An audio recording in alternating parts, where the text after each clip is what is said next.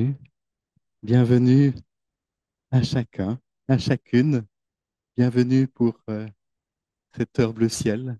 Que vous soyez ici, à la Maison Bleu Ciel, ou que vous soyez euh, en Zoom avec nous, peu importe d'où vous venez, ce que vous croyez, ce que vous doutez, cherchez, refusez. Vous êtes les bienvenus, pleinement tels que vous êtes, avec tout ce qui vous habite en cet instant. Et bienvenue en particulier, j'ai envie de dire, aujourd'hui à celles et ceux qui reviennent d'un petit village qui s'appelle La Roche en Gruyère et qui viennent de vivre une semaine ou 5 jours de jeûne, de silence, accompagné du corps et de la voix. Donc bienvenue aussi à vous qui revenez qui remontez de cette retraite. Mercredi prochain, dans 3 jours, nous entrerons en quarantaine ou dans la quarantaine, autrement dit, dans le carême. C'est la même chose, simplement une autre manière de le dire. Donc, vous connaissez cette période de 40 jours précédant Pâques qui nous invite à un retour vers l'essentiel. Et traditionnellement, il est marqué par le jeûne, justement, par la prière, aussi par la générosité envers celles et ceux qui sont dans le besoin. Très proche aussi du Ramadan, qui a commencé hier. Et c'est une simultanéité étonnante cette année qui ne se reproduira pas aussi bien avant longtemps. Donc le Ramadan et le Carême sont quasiment simultanés. Le Carême, souvent, on l'imagine comme un temps de privation, un moment où il faudrait faire des efforts, il faudrait renoncer à certaines choses, il faudrait peut-être même se prouver à soi-même qu'on est capable de ceci, qu'on est capable de cela. Mais est-ce que c'est vraiment cela, le carême? Est-ce que, et si c'était au fond toute autre chose? Et si le carême était d'abord une invitation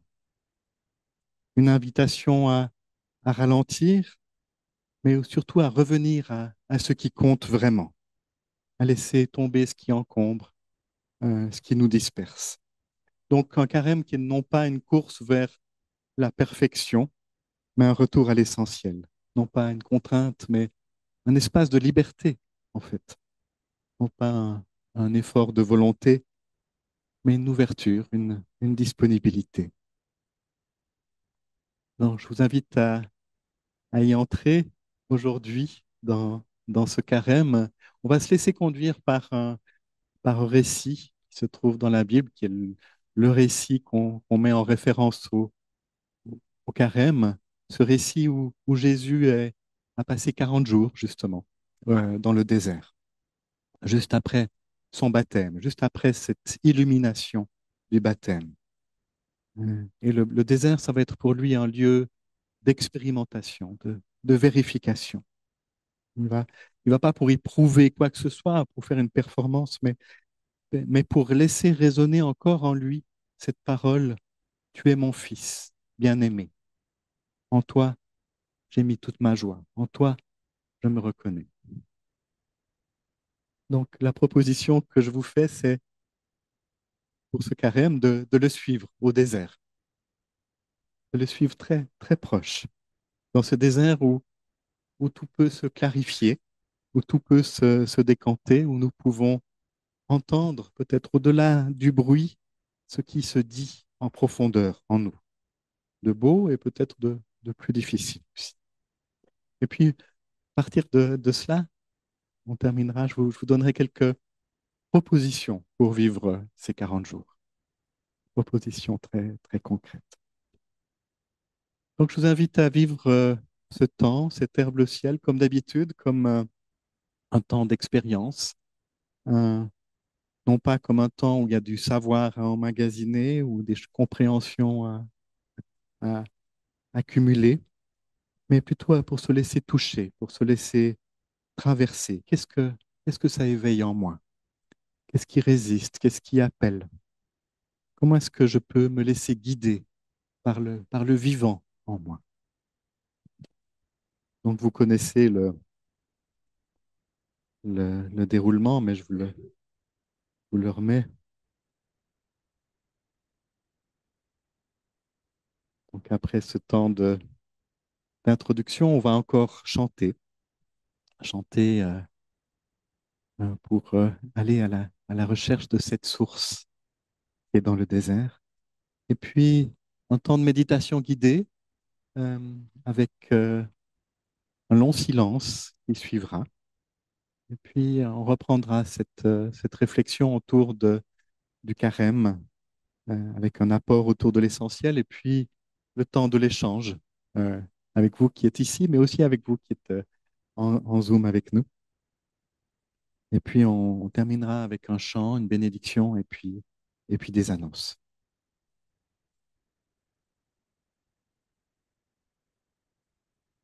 Voilà, je vous invite à chanter encore.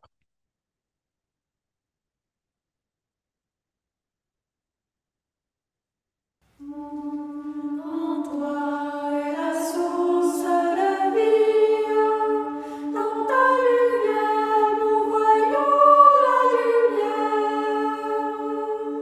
En toi est la source de vie, dans ta lumière nous voyons la lumière. En toi est la source de vie. Dans ta lumière, nous voyons la lumière. En toi est la source de vie.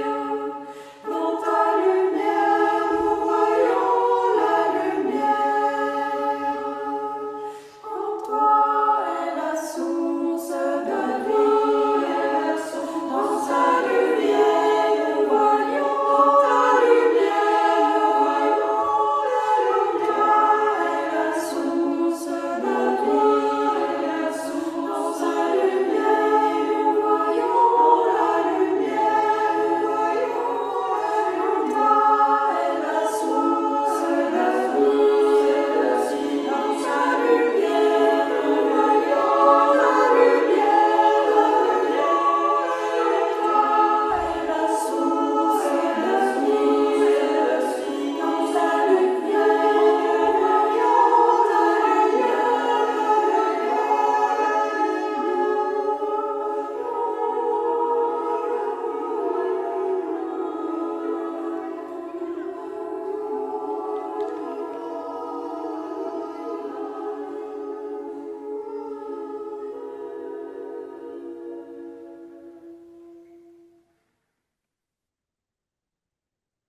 Je vous invite donc à rentrer dans un temps de silence, de méditation.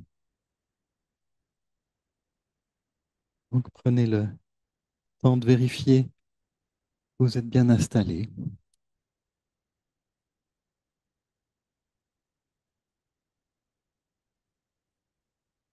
Que vous pouvez avoir le dos droit pour être bien présent dans ce temps.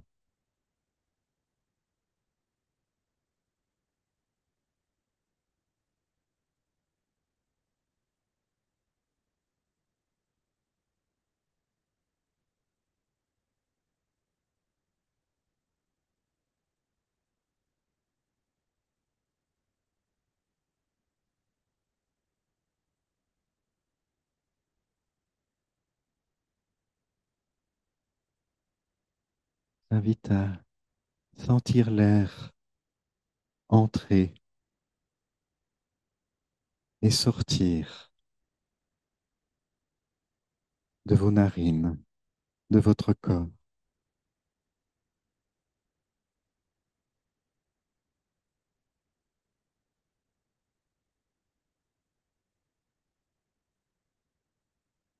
Se laisser porter par la respiration, par le souffle.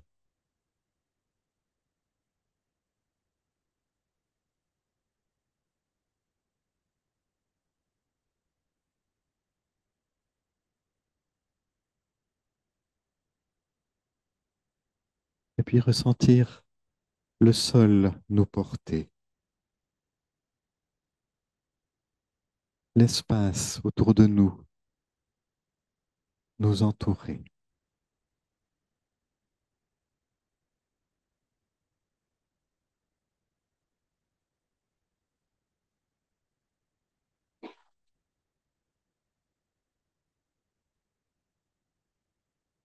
Ne rien chercher, ne rien prouver, ne rien forcer, juste, juste être là.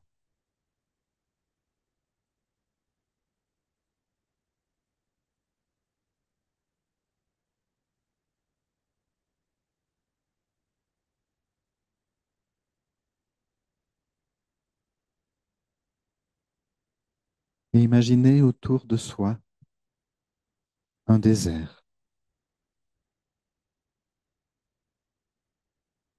un espace libre, vaste, dépouillé,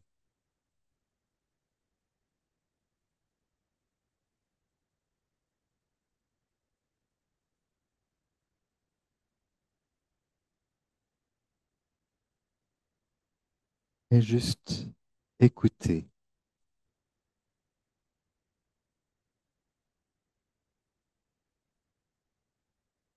ne plus courir, ne plus se disperser,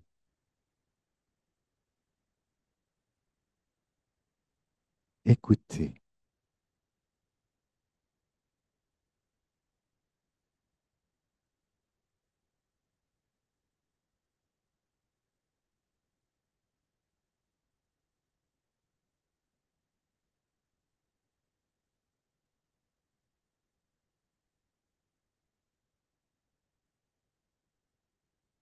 Et accueillir tout ce qui est là, tout ce qui vient.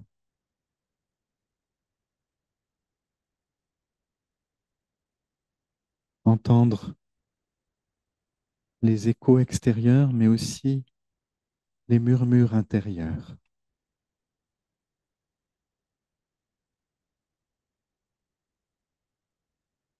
Observer les pensées, les voir passer sans les retenir.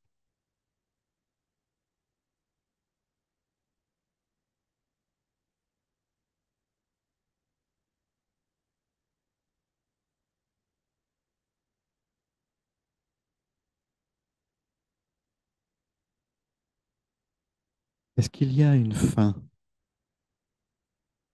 de quelque chose, un vide que j'essaierai de combler? Peut-être une peur du manque ou de ne pas être assez, ou une peur de disparaître.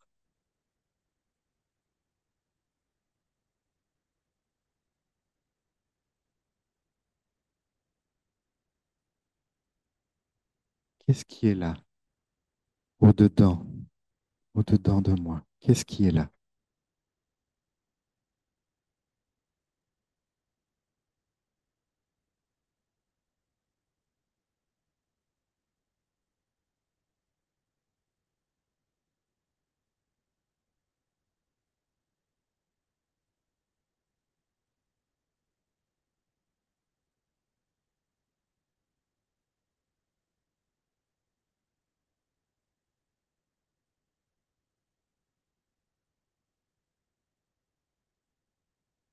Peut-être qu'il y a des voix qui cherchent à capter mon attention, à me faire passer un message.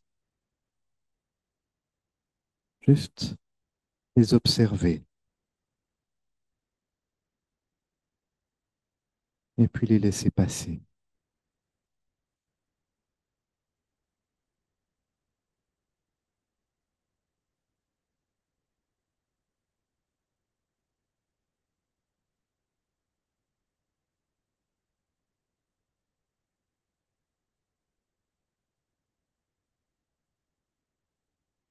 puis passer derrière, à l'arrière-plan, sous les pensées, derrière les peurs,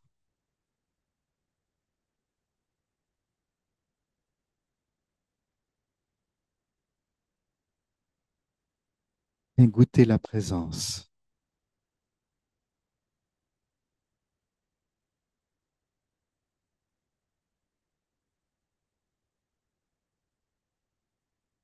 Tout est là.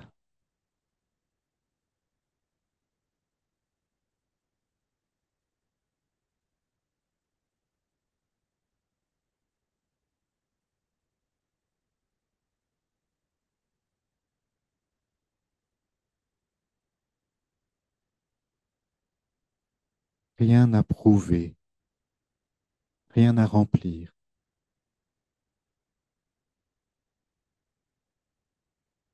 juste être accueilli tel que l'on est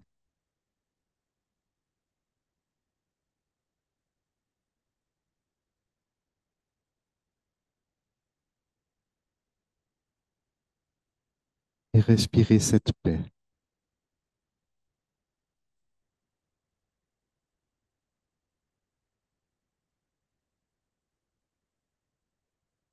s'ancrer dans cette présence,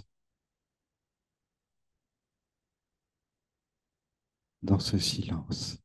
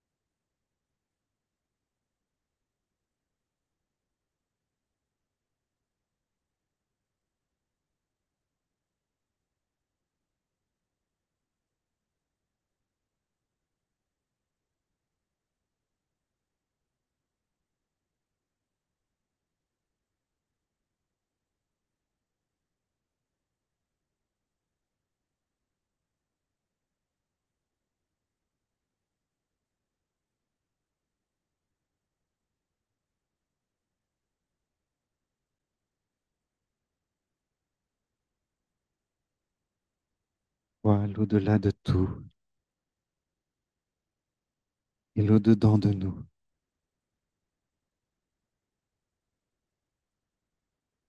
Tu nous guides vers la source qui nous abreuve, vers cet espace où tout se défait et tout renaît.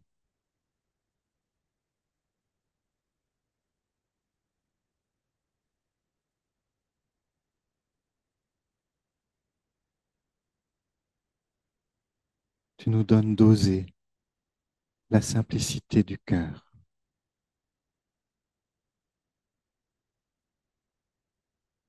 Amen.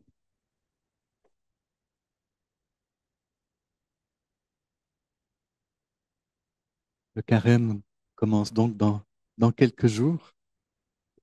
Comment peut-il être un retour à la source, un retour vers la source? Comme je disais, on l'associe souvent à un temps de privation, d'effort, de discipline, comme s'il fallait prouver quelque chose. Mais je crois que c'est pas l'idée, c'est pas l'élan premier. Euh, Au lieu d'un chemin vers plus de légèreté et de simplicité, on en a fait un, un empilement de règles, d'exigences. Au lieu d'un chemin de dépouillement, on en a fait un exercice de maîtrise de soi. Au lieu d'un espace de liberté intérieure, on a fait une liste de choses à faire ou à renoncer ou à éviter. Donc, comme s'il s'agissait de cocher des cases, de mesurer nos efforts, d'évaluer notre ferveur. Alors qu'en fait, l'idée première, c'est peut-être tout l'inverse. C'est justement de nous désenfler, de lâcher prise, de délester de nous délester de la pression pour retrouver ce qui est simple et ce qui est vrai. C'est peut-être pas pour rien que les protestants l'ont aboli.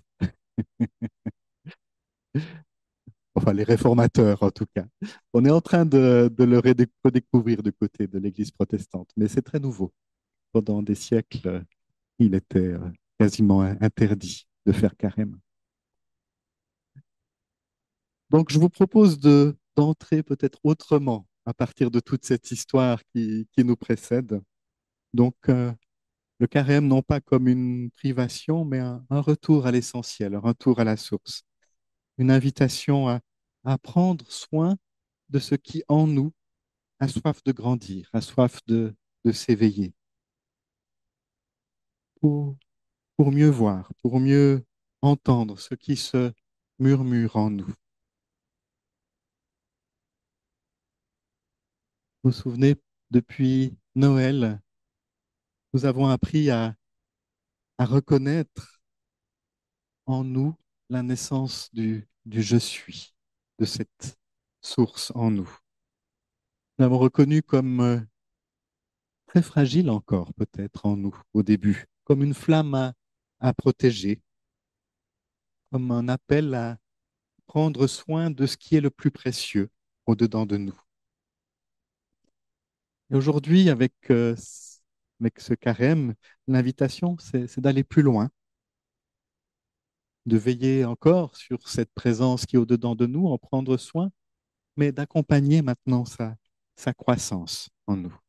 Et aussi de voir ce qui déjà nous en éloigne, ce qui peut nous assécher, ce qui peut nous encombrer, ce qui peut nous couper de nous-mêmes.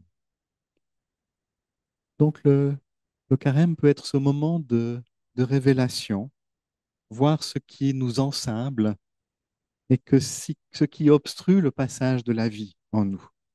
Et puis peu à peu, dégager le puits pour que l'eau vive jaillisse de nouveau. Vous connaissez ces deux phrases écrites par Étil Soum, qu'on aime tellement ici à la Maison Bleu Ciel. Euh, je vais t'aider, mon Dieu, à ne pas t'éteindre en moi, mais je ne puis rien garantir d'avance. Une, une prière à l'envers, en fait, hein, où c'est pas moi demande à Dieu de quelque chose, c'est moi qui vais l'aider, en fait, hein, à ne pas s'éteindre en moi, ne pas disparaître en moi.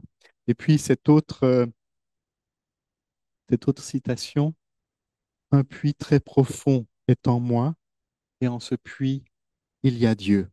Parfois, j'y parviens, mais plus souvent, il est recouvert de pierre et de sable. Alors Dieu est enseveli. Il faut le remettre à jour. Peut-être que le carême est tout entier inclus dans ces deux phrases. Un temps pour déblayer ce qui nous encombre et ce qui nous empêche d'être en lien avec la source. Et donc un temps pour aller au désert, peut-être, et retrouver le puits, retrouver la source d'eau vive. C'est pour ça que je vous propose de revenir au, au texte biblique, au texte qu'on appelle des tentations de Jésus, qu'on trouve dans l'évangile de Matthieu. On va le parcourir petit à petit, mais juste vous dire qu'avant ça, vraiment juste avant ça, dans les évangiles, c'est très étonnant, c'est ce qui précède, c'est le baptême, justement. Donc, comme je vous disais, le temps peut-être d'illumination, le temps de la révélation, de l'ultime en lui. Peut-être le moment le plus important dans la vie de Jésus. Et puis, juste après cette illumination, juste après avoir entendu cette parole euh, inouïe de tendresse à son égard, tu es mon fils bien-aimé, en toi j'ai mis toute ma joie, il est conduit au désert. Et là, il jeûne. Pourquoi est-ce qu'il jeûne? Je ne crois pas pour souffrir, pas pour se- s'obliger à une épreuve, mais peut-être pour mieux voir, comme un dépouillement radical pour, pour que soit révélée une réalité plus vaste encore en lui. Donc il est au désert, on va dire, pour goûter à la présence jusqu'au bout, pour expérimenter à cette présence, même dans un contexte plus difficile, pour laisser résonner en lui cette identité du Fils de Dieu, sans les distractions du monde. Et peut-être pour affronter en lui les peurs fondamentales qui vont s'opposer à cette révélation. Il veut aller jusqu'au bout de la peur de manquer d'abord, pour découvrir que ce je suis qui est né en lui est vraiment plénitude, est vraiment tout ce dont il a besoin. Il va aller jusqu'au bout aussi de la peur du vide intérieur. Peut-être que vous l'avez expérimenté, cette peur où il n'y a plus rien. Il y a quelque chose d'une sorte de vide abyssal au-dedans de nous. Et là, c'est peut-être la peur de disparaître. Et il veut expérimenter cela. Et puis aussi aller au bout de la peur de ne pas être quelqu'un, ou la peur d'être quelqu'un d'insignifiant, pour expérimenter que en étant ancré dans la source, il ne disparaît pas. Il ne disparaît pas s'il ne prouve rien. Voilà, donc le désert comme une plongée dans l'essentiel, mais aussi dans les peurs. Et voilà, le désert est un bon endroit pour cela. Et une petite émotion parce que c'est vraiment une expérience que j'ai vécue. Donc un espace de dépouillement, un espace de clarté, un espace aussi où les repères habituels s'effacent, où on ne peut plus s'appuyer sur ce qu'on connaît. Donc le désert peut sembler peut-être un lieu vide, mais c'est en réalité un espace de décantation, où tout ce qui nous encombre retombe. Un lieu de confrontation, donc, aussi avec les peurs, mais aussi de révélation, pour trouver ce qui est vraiment vrai dans tout cela. Donc un temps pour expérimenter, pour tester, pour vérifier aussi. Et puis ce texte nous avertit aussi d'une chose, c'est que dans le désert, on entend des voix. Dans dans un autre évangile, il est parlé de bêtes sauvages. Donc des voix en tout cas qui viennent nous dire des choses. Et puis Jésus les entend. C'est des voix qui vont essayer de chercher à l'éloigner justement de lui-même, avec à bon escient, pour qu'il puisse revenir à quelque chose de plus rationnel, de plus raisonnable. Il ne va pas les combattre, il ne va pas s'agiter, lui, il va simplement demeurer dans la présence. Peut-être que le carême, c'est aussi ça. Voir ce qui nous disperse, entendre ces voix, et puis les observer, les reconnaître, ces voix, et les nommer peut-être, euh, et puis rester, rester zen, j'ai envie de dire, rester euh, sans se laisser troubler. Mais allons un petit peu plus dans le détail. La première voix qui arrive euh, pour Jésus, c'est celle qui fait référence à son jeûne. Il vient de jeûner 40 jours et il a faim. J'ai toujours trouvé ça très drôle. 40 jours et il a faim. Et une voix qui lui dit, bah, si tu es vraiment le Fils de Dieu, si tu es vraiment le Fils de l'éternité, de l'infini, le Fils bien-aimé, alors pourquoi ne pas transformer ces pierres en pain? Tout de suite, tu auras moins faim, tu auras, tu manqueras moins de choses et tu ne manqueras plus tu pourras combler au fond immédiatement ce vide. Donc là, qui est convoqué, c'est la peur de manquer en lui, hein. Cette part de nous qui veut tout remplir immédiatement, qui veut éviter le vide, qui veut consommer, qui veut s'occuper. On se nourrit de beaucoup de choses, hein. Pas seulement de pain, mais beaucoup de choses qui viennent nous occuper l'intériorité, hein, pour combler sans cesse, peut-être parfois pour ne pas entendre le silence. Mais Jésus choisit un autre chemin. Il ne cède pas à cette peur et il dit, l'être humain ne vit pas seulement de pain, mais de toute parole qui jaillit de la source. Donc il reconnaît que la faim est là, mais il ne la laisse pas le gouverner. Il sait que ce vide apparent est aussi un espace d'accueil, d'ouverture. Alors une autre voix l'emporte, peut-être est-ce la même, au sommet du temple et lui dit, jette-toi en bas, si vraiment tu es le Fils de Dieu, vérifie ce qui va se passer, jette-toi en bas, et l'essentiel, l'infini, prendra soin de toi. C'est ce qui est écrit.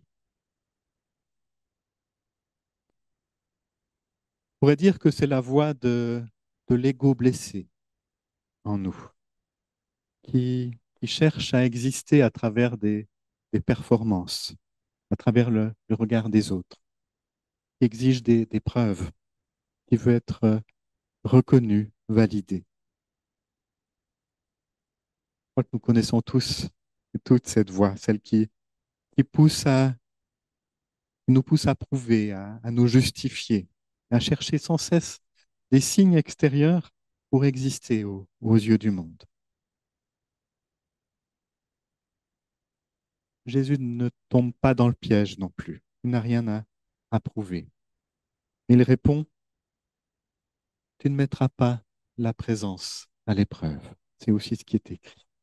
Il choisit la confiance silencieuse. Il sait qu'il n'a pas besoin d'être vu. Il n'a pas besoin d'être applaudi. Il n'a pas besoin d'être validé pour être ce qu'il est déjà, le Fils de l'infini. Et puis il y a une troisième voie. Il emmène encore plus haut sur une montagne d'où il voit tous les royaumes du monde et qui dit tout cela peut être à toi. Il suffit d'accepter ma loi, celle du pouvoir, celle du contrôle. Il suffit de t'incliner devant moi. En nous, c'est la voix qui murmure que pour être en paix, il faut sécuriser, il faut posséder, il faut accumuler.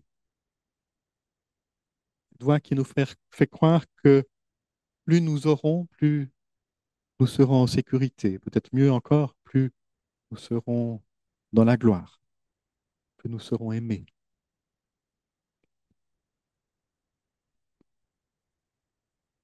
Et Jésus, là aussi, voit clair, il refuse cette voie et il répond avec fermeté, va-t'en. Car il est écrit que seul l'infini est digne d'être servi. Vous voyez qu'il dit trois fois, il est écrit. Il s'appuie au fond sur ce qui a déjà été dit de, de la source. C'est pas nouveau, tout ça. C'est pas lui qui l'invente. Il s'appuie simplement sur peut-être des siècles et des siècles avant lui de personnes qui ont déjà compris cela, qui ont déjà fait cette expérience. Et donc, il ne cherche pas à dominer, à posséder. Il choisit de s'abandonner, de s'abandonner à ce qui est là. Rien besoin de plus. Et dans le silence du désert, les voix s'apaisent, les voix de contradiction s'éloignent. Jésus ne les a ni combattus, ni rejetés, il les a vus, il les a entendus, il les a reconnus, mais il ne s'est pas identifié à elles. Et alors, une autre présence apparaît, une paix, une évidence. Le texte dit que des anges le servaient. Peut-être est-ce cela quand on cesse de nourrir ce qui nous disperse, il y a une autre réalité qui se fait jour en nous. Une présence qui ne demande rien, qui ne pousse à rien. Juste une plénitude, en fait, qui était là depuis le début.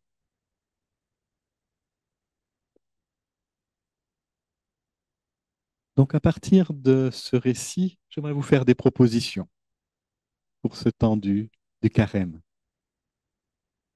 Pas forcément besoin de les noter maintenant, vous les retrouverez sur le site internet de la Maison Bleu Ciel, je les mettrai. C'est trois propositions, en fait, hein. La première, c'est d'observer. Observer ce qui se dit en nous. Observer ces voix en nous. Souvent, elles s'expriment de manière un petit peu indistincte et puis on ne fait pas ce travail d'observation. Donc la première chose, c'est observer. Au fond, le désert et le désir de Jésus est aussi le nôtre, en fait, hein. Ces tentations, elles résonnent dans notre quotidien. Donc,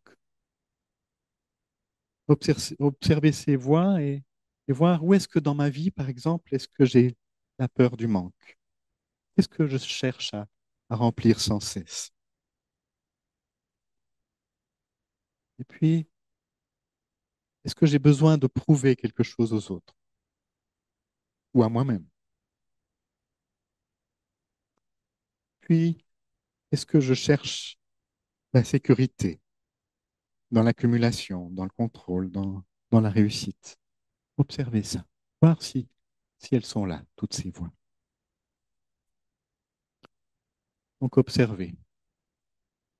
Et puis, deuxième étape, choisir un autre chemin.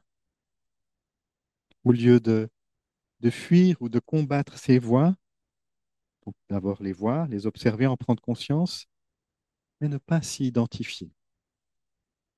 Choisir une autre réponse. Comment est-ce que je peux accueillir le vide sans chercher à le remplir immédiatement. Moi, ce que je peux apprendre à exister sans me justifier, sans vouloir prouver quelque chose. Est-ce que je suis prêt à lâcher le contrôle, à faire confiance à l'instant présent? Voilà, tenter un autre chemin. Et puis, troisième étape, faire place à une autre présence. Et voir que lorsque nous cessons de nourrir nos illusions, il y a un autre espace qui s'ouvre, une présence paisible, sans exigence. Est-ce que je peux m'ouvrir à cette présence dans mon quotidien? Et est-ce qu'il y a peut-être des gestes, des temps de silence que je peux vivre qui pourraient m'aider à l'écouter davantage encore? Voilà, trois étapes. Observer, choisir un autre chemin et s'ouvrir à une autre présence. Et peut-être que avec ces étapes, avec ce chemin, ce carême pourra être pour nous un temps pour vraiment revenir à l'essentiel, pour voir ce qui nous encombre et laisser jaillir en fait ce qui est là depuis toujours en nous. Laisser jaillir cette joie de la présence.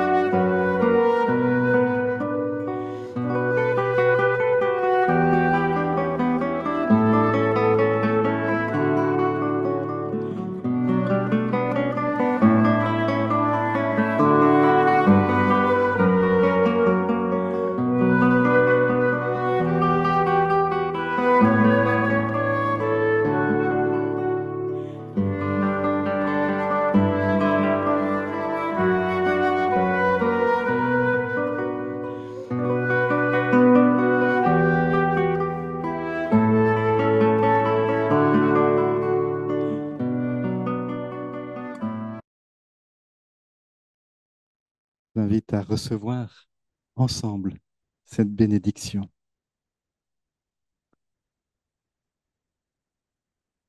L'au-delà de tout et l'au-dedans de nous bénit et murmure à notre oreille, ne crains pas le désert, il est passage. Ne cherche pas au loin ce qui est déjà là. Ne t'attarde pas dans les ténèbres. Tourne-toi vers la source. N'oublie pas la joie. Elle est ton souffle et ta demeure. Va en paix. Le vivant t'accompagne. Il te bénit. Amen.